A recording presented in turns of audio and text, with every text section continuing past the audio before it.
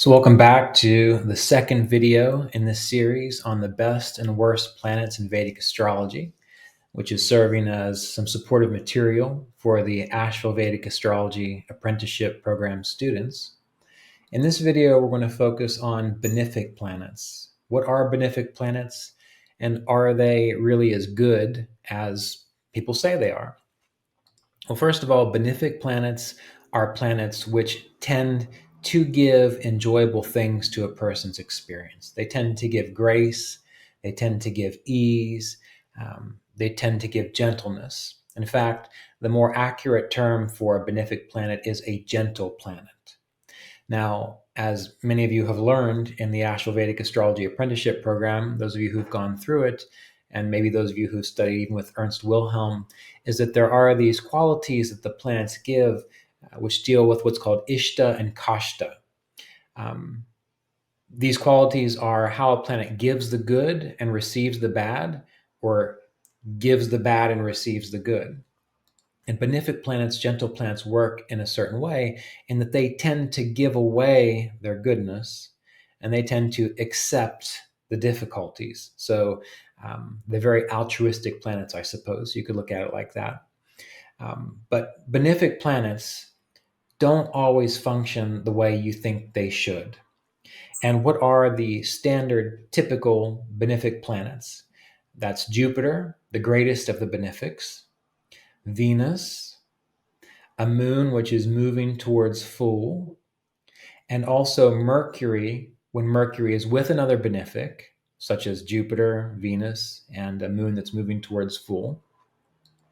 And we don't count Mercury when he's with a malefic or a cruel planet because he tends to act like the planets he's with.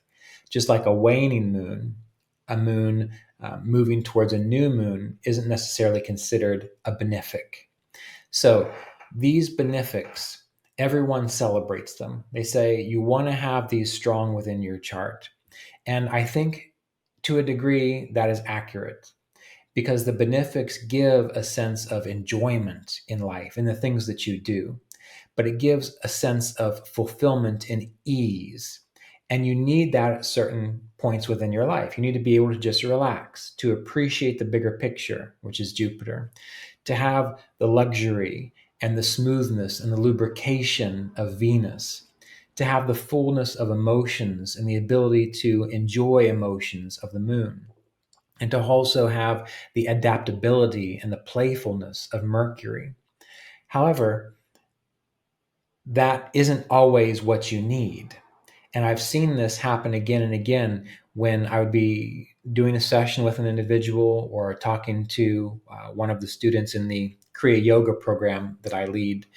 Because when I do have people apply for the Kriya Yoga program, I require their birth information so that I can look and see, well, who am I dealing with here? And how well will they work within the program?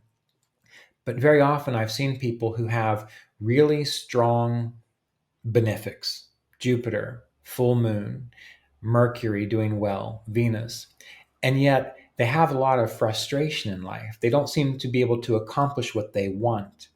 And that's often because what the benefics do is they make a person soft. They make a person receptive, but they don't always give the person the ability to go out and do what needs to be done to be successful. For example, to have a successful business, to have a successful relationship, to have a successful spiritual practice, that requires drive. That requires a tenacity to go after what one wants. That requires a capacity for discipline. And if all we have in the chart is a predominance of benefic planets, the person kind of just wants it to come to them. They don't want to do anything to make it happen. And so they never find the success that they're looking for if benefics are too overwhelming within the chart.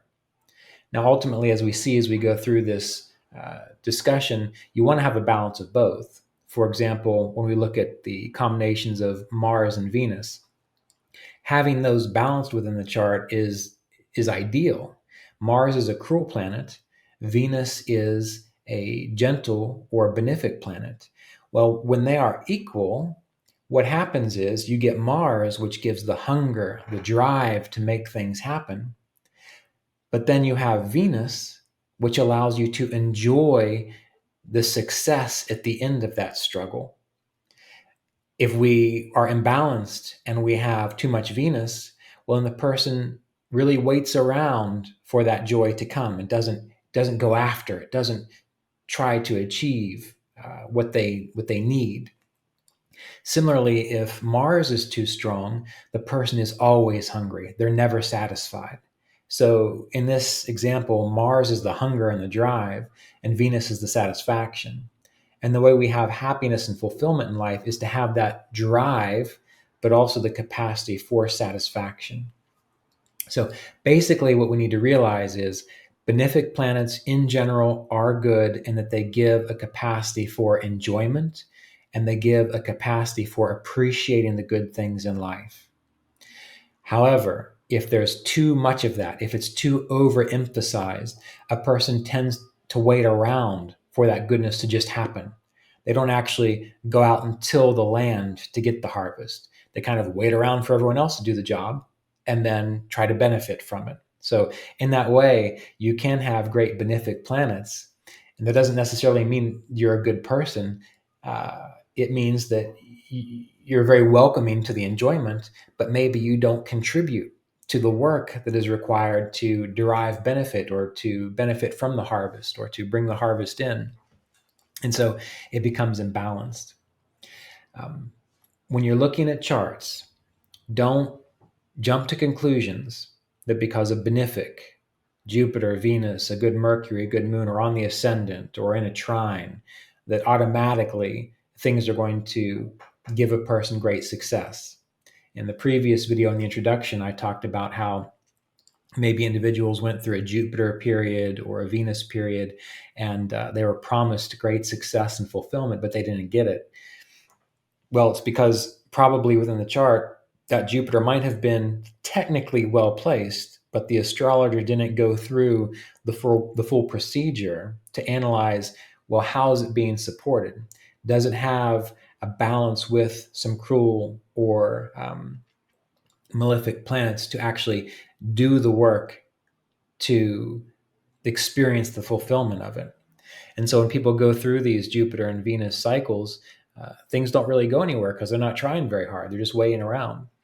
But also, cruel planets can be difficult. Now, we'll touch upon this when we look at who's the ascendant, because ascendant lords, or I should say, ascendants like Virgo and Libra and Taurus and Capricorn and Aquarius, well, a Jupiter might not necessarily be the best planet for them because it's not ruling over important houses within the chart that give this sense of success. Jupiter can actually get in the way. Even when it comes to situations like the Lajatati Avashtas or yogas or planetary combinations, sometimes Jupiter can be hurt within a chart and so can't give its fullness. And again, to kind of figure that out, you have to understand how to read the chart. You have to understand the nuances, which again is the purpose of the Asheville Vedic Astrology apprenticeship program, to start you at the beginning and have you go through the full procedure so that you can get to the end and say, well, what exactly is going on with this Jupiter? What is it doing? How is it supported? How does it function within the chart? How is it being hurt? And then you can make important distinctions, such as what's it going to do during a dasha? Or is it going to be a real point of grace for a person to tap into? All that said, be cautious when you judge a benefic planet. When you look at a person's chart, don't jump to a conclusion the benefic is going to give all kinds of success. There are so many other variables that need to be addressed before you can accurately make that distinction. Now, next up, we'll consider the malefic planets.